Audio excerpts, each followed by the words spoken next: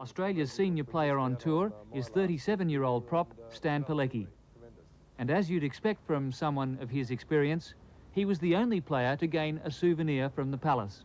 Well, the ashtray wouldn't quite fit into my pocket, but the matchstick did, so I did get a matchstick.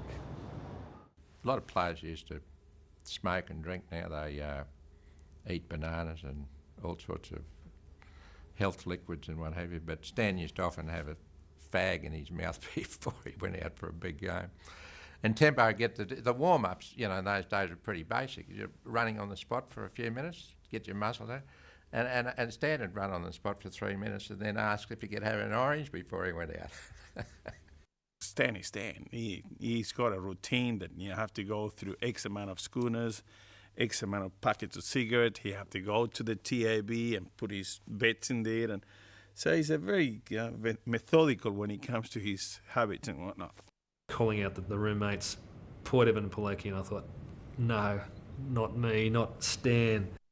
Worst roomie ever, because chronic, obviously, had been hit in the nose a number of times, so that doesn't help your septum or anything else work and operate properly. He's notorious for snoring. I mean, he can shake the windows and the blinds and pull the curtains off the door, and he's a very big snorer. Stan is totally sound asleep and he's going. He looks like a sawmill, going for it. And you're just trying to get to sleep. I end up in the bathroom with a blanket in the bath, trying to sleep in the bath. Still, you hear this guy coming through the walls of the bathroom. We've got the towels underneath the bottom of the door, and it's sort of now into a muffled scream. Still too loud to go to sleep, but I'm lying there thinking, well, somewhere fatigue will set in and I'll pass out. And then it stops. I thought, oh, finally. So I've rolled over, and then I heard this scratching, and this ch-ch-choo. And then you see this red light going, woo! I look across, you see a orange glow in the room. He's got a cigarette going next to you on the bed.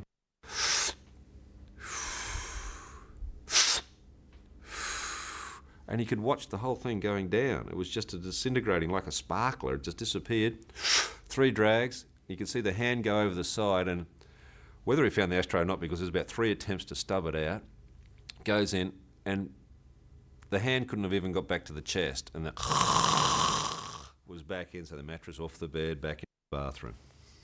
So really, the biggest achievement on tour was to have a full night's sleep with Stan in it. That was I played with him in a game where at half time he ran around the whole first half with the lighter in one side of his shorts and cigarettes in the other, and it was a fun game. And he came to half time blowing up, and he just lit up a cigarette at half time. And I just thought that's the Stan Pilecki that we've come to know and love. Stan was never renowned as being a great trainer. Bob Templeton was always suggesting he could have been a lot fitter. Stan was involved with greyhounds for a long time. And I can remember one particular occasion, Tempo saying, "You got to do something about your fitness, Stan." And he said, "It's okay, Bob, don't worry about it." He said, "I'm going to do a lot more walking with the dogs." He said, "So you can rest assured I'll be walking the dogs a lot more in coming weeks." So he said, Tempo said, "Well, that should get rid of a few pounds." Anyway, another few weeks went by, and another relatively substandard performance. So Tempo went around and spied on him and found that the only extra exercise Stan was getting was pushing a button, because he was doing a lot more walking with the dogs, but he bought a dog walking machine. Each training session someone had to do the warm-up, and you usually had some guys doing it who knew what it was about and sort of did it pretty professionally, but towards the end of the tour Stan was asked to run the warm-ups, and he sort of got everyone in this big circle. And we all had to walk in, take 3 steps and crouch and walk out again and put our leg back, and then we did that 4 or 5 times. He said, "There you go, that'll loosen every muscle in your body. That's all you need." So he got sacked after that. Now, the beauty about our game was there was room in it for a big fat bloke like myself, and room in it for a little fast guy who could play halfback, or a strong fast guy playing the wing. Everyone was a little bit different. Nowadays, the way the rules of that are changing, we're all going to be the same. And that's a bit disappointing. We went in this little jog around Hyde Park. It was only about a 5k jog. wasn't real hard, but it was snowing and it was really slippery and wet.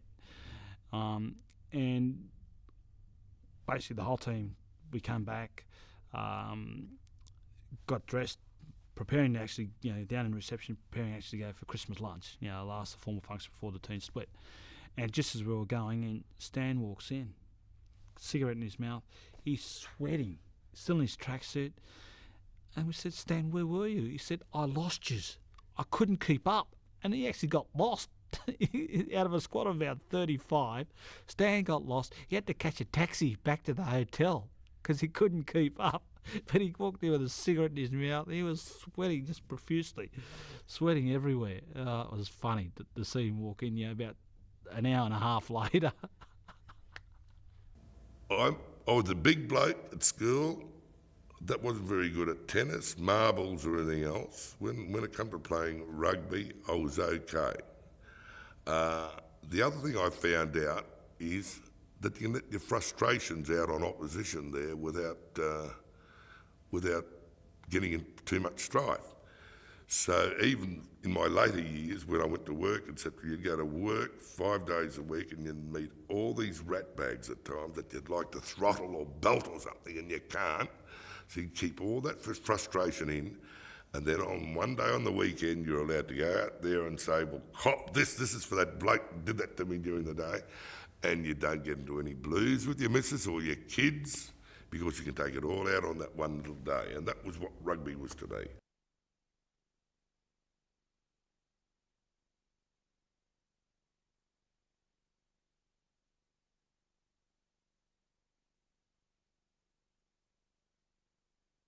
Stanley was in a line-out and a bloke threw a punch and hit Stan, and Stan said to the referee, Sir, did you see that? And he said, no, I didn't see anything. And he said, well, you won't see mine either. And so the following line-out, there was the line-out, and Stan threw a punch and dropped his opponent to the ground and was running away. The referee looked back and saw the fellow on the ground and sent Stan off. And he said, why are you sending me off? He said, for the punch. He said, you didn't see the punch, sir. And he said, I'm sending you off on suspicion. Stan was a man who never actually bled. We thought he was from some other world. When he used to get cut, there used to be a sap-like substance used to ooze from him. If I was ever any good at rugby, it was taking pain, so. And I used to take the approach, you're not beaten while you keep on standing, so, you might have won the skirmish, but you haven't won the war while I'm still standing, so, and I could take pain. And I'd say, well, look, fine, if you want to keep on hitting me, fine, you're going to get an awfully sore hand because my jaw can take that.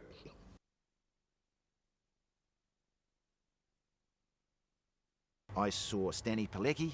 He whacked Hickory, our young Maori boy from Nongataha, and I thought that was uncalled for, so I got involved and gave Stan one, but just when I was about to slam into him, he turned his head and I caught him at the back of the hand and broke 2 fingers. Knuckles, just smashed the hand. That was the end of the tour for me. Bye-bye. Hit me from behind, mind you. It serves him right and hurt his hand. Had he come around the front and faced me, hit me properly, his hand would have been okay, but serves him right. But he's a good bloke, Stewie. I think he's only trying to protect one of his forwards. And the two buffheads went off arm in arm to the next ruck, saying, "G'day, Stan, how's it going? G'day, how's it going?" They just smacked each other to living daylights. And there I'm walking off saying, you two still hug each other and I'm going off with a broken hand. What's the game coming to? I mean, Stan putting the jaw out, saying to Steve Finane, "Come on, kid, show us your jawbreaker. I'll give you a free hit." And I'm just looking, thinking, I'm getting out of here. I don't want to be part of this. This will be World War III. So Stan was calling on Finane, which was you don't do, but called his bluff. He and a few other of the players went into one of these novelty shops, and they were there for a while and they were mucking around, and they then walked outside, and they were about 10 paces away from the shop when the shop assistant, a young girl, came running out of the shop yelling, "Thief, thief!" And the boys looked around and she came up and said, "Give it back." And she was talking to Stan, and Stan said, "Give what back?" And she said, "That." And she was pointing at his face, and he got a hand, He put it on her face and he said, "It's mine, lady, it's real." And she said, "Oh my God, I am so sorry." My favourite Stan Pilecki story was in Argentina in Celta in 1979, when by some major selectorial oversight he was the reserve back rower. And Celta is a sort of backwood of, in fairness to Argentina, is about 95 degrees. We went out there on a bus, we changed on the bus, we stood on the sideline. The reserves, which I was one, were on the sideline. The team played. Mark Lane strained his adductor and had to come off. Stan, Mark Lane being number 8, Stan suddenly having to go on to replace him, and that caused nerves amongst the coaching staff. And Bob Templeton said to Stan, "You're on next." And Stan, who was there in his Australian gear on the sideline with Winfield red in mouth, sort of blew it out and took a big sigh and says, "I'll get on, Bobby," and he talks very slowly, "I'll get on, Bobby, when I'm ready." And Tempo says, "Well, at least warm up." And Stan had this way when he talks to you, he sort of sways from foot to foot. And he says, took another drag, swayed, and he said, "Bobby, this is warming up." Finished his durry and went on and played for Australia. First game was against Japan selection. It wasn't even in the national side. And in the first 10 minutes of that tour, I got kamikazed from behind. Someone ran over the top of me, and I did a medial ligament. I said to Stan, "You need to go off." And I said, if you don't go off, you'll be putting the team into a quandary. And Stan looked at me quizzically. I thought he thought that was something you probably cook potatoes in. But we took him off to the physio, and the physio did no good at all. And I thought, well, look, we're in Japan, the place of acupuncture, etc., and I've heard all this magic stuff about acupuncture. So I talked the management into finding a local acupuncturist, and we went over there. Unfortunately, the place that is represented in the body where you have to put the needle in for the knee is the left ear. And Stan's left ear had been cauliflowered far too much. And so the needles were bouncing out of the ear. Your whole body evolves around your earlobe there, and we've got to stick the right spot in your earlobe that talks to your knee, right? He said, if I put that in, and he said, I can hear your knee screaming out in pain, this acupuncturist said to me. And I thought, oh, this is over the top. I said to him, what language is it talking in buddy English or Japanese? My knee didn't get fixed. I did have a magnificent tour of the world. I did play the last 2 games of the tour. And so I had about a 6-week holiday and 2 weeks of playing rugby, and it was a magnificent tour. And I came back, my knee was right.